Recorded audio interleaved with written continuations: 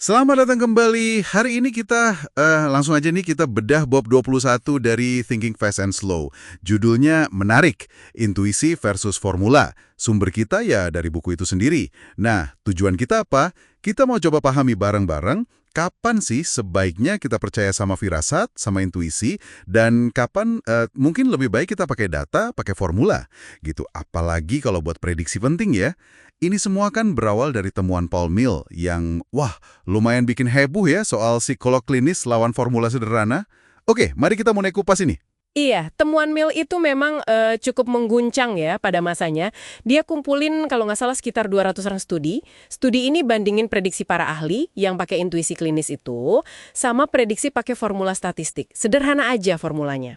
Hasilnya, wah sekitar 60% studi nunjukin formula lebih jago. Sisanya seri. Seri pun berarti menang formula dong ya? Betul, karena kan formula jauh lebih murah, lebih efisien. Nggak perlu bayar ahli mahal-mahal. Oke. Tapi kenapa bisa begitu ya? Kok bisa formula yang dingin gitu? Ngalahin ahli yang punya pengalaman, punya rasa. Nah, kuncinya itu di konsistensi. Manusia itu sepinter apapun, kadang nggak konsisten. Contohnya nih ya, ahli radiologi.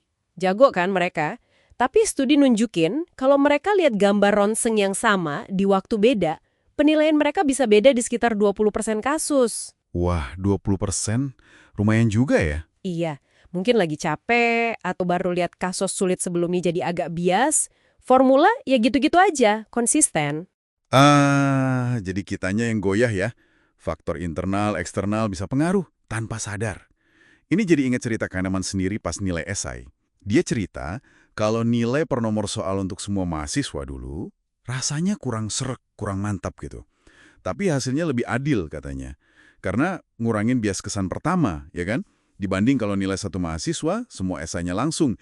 Jadi inkonsistensi ini emang beneran ada ya? Tepat sekali. Dan jangan anggap remeh formula sederhana loh, kayak formula Orley-Eschenfelter itu. Dia prediksi harga anggur Bordeaux cuma pakai data cuaca, suhu sama curah hujan. Hasilnya, ngalahin para pakar anggur. Serius? Cuma data cuaca? Ya, atau skor Apgar deh, itu keren banget. Cuma 5 hal simple dinilai di bayi baru lahir. Detak jantung, napas, refleks, otot, warna kulit. Diciptain Virginia Apgar buat standarisasi. Sebelumnya kan dokter nilainya beda-beda pakai intuisi. Skor Apgar ini bantu intervensi cepat nyelamatin banyak nyawa. Oke. Ini makin jelas nih keunggulan formula. Tapi, terus intuisi ahli di mana? Apa nggak ada gunanya sama sekali? Kayak cerita heroik pemadam kebakaran yang pakai firasat itu gimana? Mitos aja? Nah, pertanyaan bagus. Ini nyambung ke pandangan Gary Klein sama Herbert Simon. Kata Simon, intuisi ahli yang beneran itu sebenarnya bukan sihir. Itu tuh pengenalan pola yang udah terlatih banget. Hasil pengalaman panjang di lingkungan yang pas. Ada 2 syarat penting nih biar intuisi bisa diandelin. Pertama, lingkungannya harus cukup teratur dan bisa diprediksi. Ada polanya gitu. Teratur dan bisa diprediksi. Oke. Kedua, harus ada kesempatan belajar.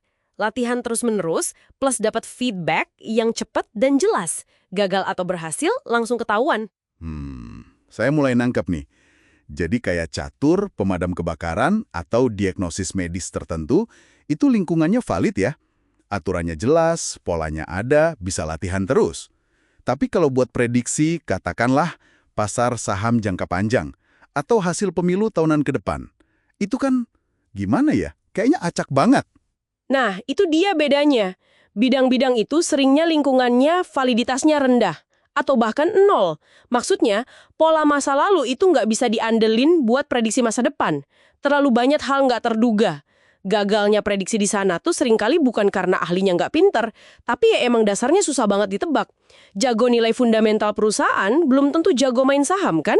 Karena main saham itu nebak harga pasar udah mencerminkan info itu atau belum. Susah banget. Dan ini bisa bikin kita terlalu pede ya, merasa intuisi kita benar padahal enggak. Betul, itu namanya ilusi validitas.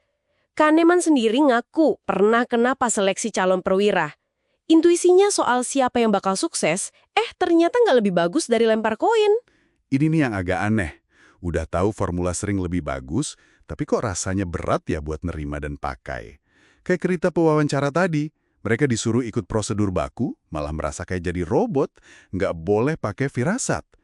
Kenapa kita nolak banget ya? Simple banget, yang cuma kasih bobot sama rata ke beberapa faktor kunci, kayak rumus stabilitas nikah, frekuensi bercinta dikurangi frekuensi berantem, itu seringkali hasilnya sama bagusnya, atau malah lebih bagus dari formula rumit bikinan ahli. Dan hampir selalu ngalahin intuisi murni. Wah, luar biasa ya. Jadi kesimpulan praktis buat kita semua nih, gimana? Mungkin harus lebih skeptis sama intuisi kita sendiri ya. Terutama kalau situasinya rumit, nggak pasti, atau di lingkungan yang tadi dibilang validitasnya rendah.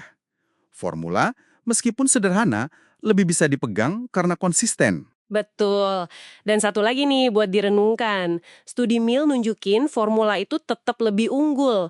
Meskipun para ahlinya udah dikasih tahu hasil prediksi formula itu.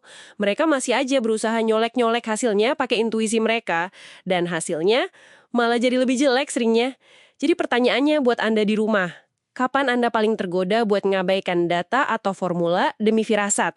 Dan setelah obrolan ini, apa Anda bakal mikir 2 kali? Menarik sekali.